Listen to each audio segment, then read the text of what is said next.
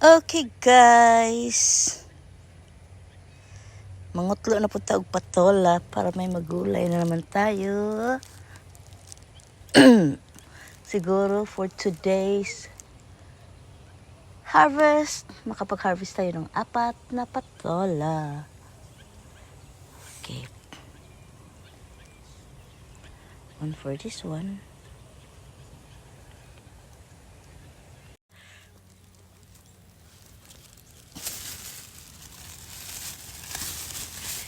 Lapag ko siya dito. Pasok ko siya.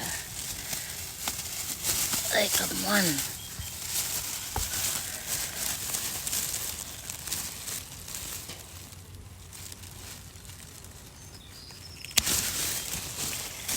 Ayan.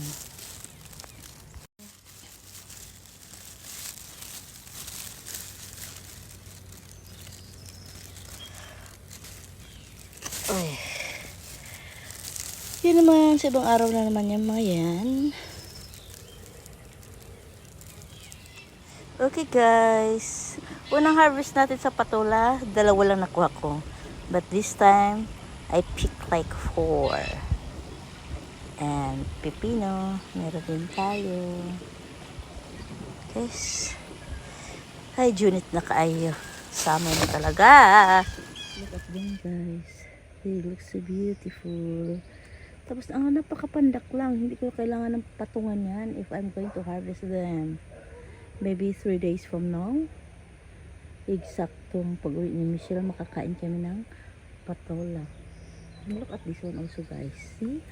It's so pandak patola, but there are already like 2. Gagaling.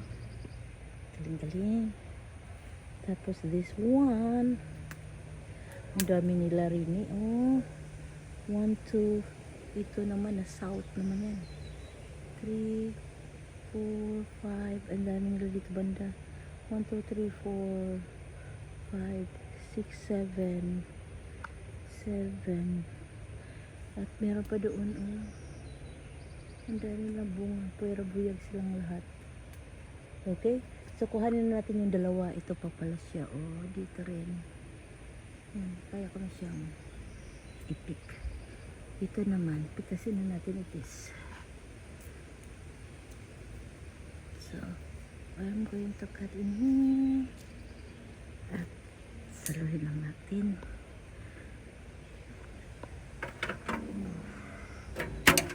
Okay.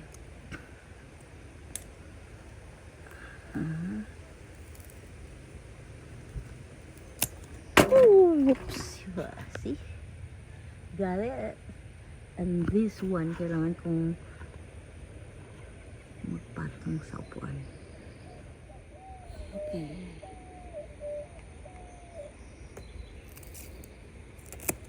Ayan, hindi siya nahulog. So, dadakpain na lang rin siya.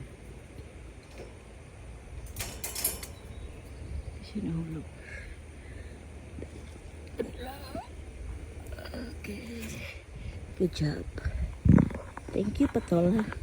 Meron na kaming gulay. Today, dalagdagan ko ng okra yan. May pipino pa. Ako ng pipino.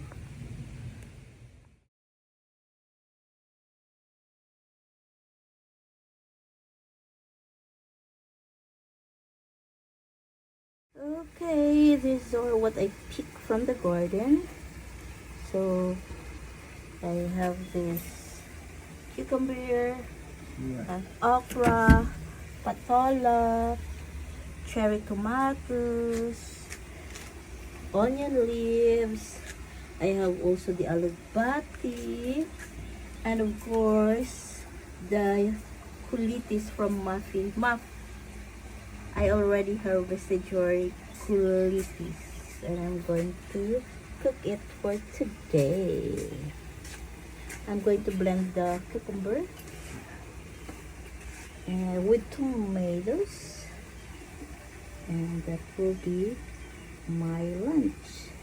This is so much, but Puti doesn't eat too much the way I cook regarding vegetables. So me and Kimberly we will enjoy our lunch with vegetables.